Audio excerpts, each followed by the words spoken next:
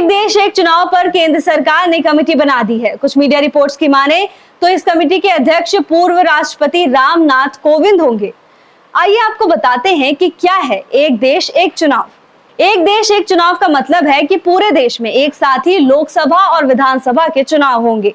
आजादी के बाद 1952, 57, 62 और 67 में लोकसभा और विधानसभा के चुनाव एक साथ ही होते थे, लेकिन 1968 और 69 में कई विधानसभाएं समय से पहले ही भंग कर दी गई। 1970 में लोकसभा भी भंग कर दी गई, जिसके कारण एक देश एक चुनाव की परंपरा टूट गई। केंद्र सरकार ने 18 सितंबर से 22 सितंबर तक संसद का विशेष सत्र बुलाया है। ऐसे में सरकार एक देश एक चुनाव पर बिल भी ला सकती है। पूर्व राष्ट्रपति रामनाथ कोविंद की अध्यक्षता में ये कमेटी एक देश एक चुनाव के कानूनी पहलुओं पर गौर करेगी और इसके लिए आम लोगों से राय भी लेगी। तो वहीं कांग्रेस सरकार ने इस फैसले का विरोध किया है। लोकसभा में कांग्रेस सांसद अधीर रंजन चौधरी ने कहा कि आखिर एक देश एक चुनाव की सरकार को अचानक जरूरत क्यों पड़ गई। देखिए, सबसे पहले बात यह तो आधिकारिक रूप से हमें कुछ नहीं बताया गया है।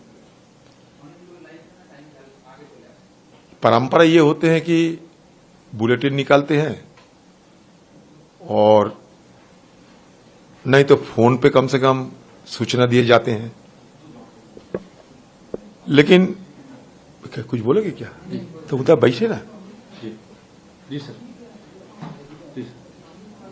लेकिन इस बार पता नहीं अचानक क्या जरूरी स्थिति पैदा हो गए कि बिना पूछे, बिना सलाह, बिना मशवरा इस तरीके की सदन बुलाने की नौबत आ गई।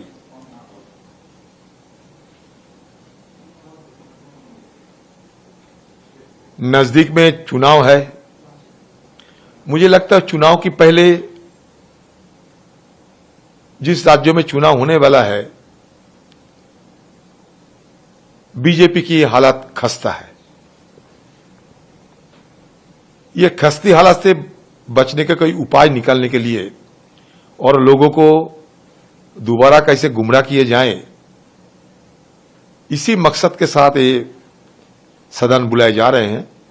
और आप जो कह रहे हैं कि अमृतकाल की बात होंगे, हाँ, अगर हमें मौका मिलेगा तो ये हम साबित कर देंगे ये अमृतकाल नहीं बजाय ये गरल काल है।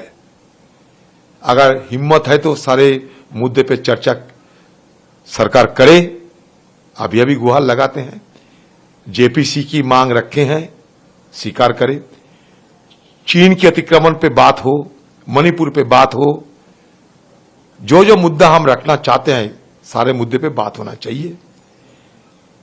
सरकार चुप्पी साधे रहेंगे और हम अगर बोलने का कोशिश करेंगे तो हमारे खिलाफ आरोप लगाने का कोई साजिश होगी तो हम तो इसका विरोध करेंगे। जरूरी स्थिति क्या हुई कि अचानक ये सदन बुलाने पड़ी, ये तो मेरा समझ में नहीं आते हैं। फिर भी कुछ होगा सरकार की। तो वहीं राज्यसभा सांसद और शिवसेना उद्धव गुट नेता प्रियंका चतुर्वेदी ने संसद का विशेष सत्र बुलाए जाने पर कहा कि यह दुर्भाग्यपूर्ण है कि सत्र भारत के सबसे महत्वपूर्ण त्योहार गणेश उत्सव के दौरान बुलाया गया। विशेष बैठक का आह्वान हिंदू भावनाओं के खिलाफ है। बुलाया गया है 5 दिन का, प्रधानमंत्री ने बुलाया, इसे कैसे देखती हैं? देखिए, जिस तरीके से चोरी चोरी छुपके छुपके प्रहलाद जोशी जी ने ये निर्णय लेकर ट्वीट किया है कि सितंबर 18 से लेकर 22 तक एक स्पेशल सेशन होगा जिसमें राज्यसभा और लोकसभा के सारे एमपीज को बुलाया गया है। मेरा सवाल ये है कि देश का एक बहुत इम्पोर्टेंट फेस्टिवल गणेश चतुर्थी, खास करके महाराष्ट्र के लिए वो एक बहुत इम्पोर्टेंट हिंदू फेस्टिवल है।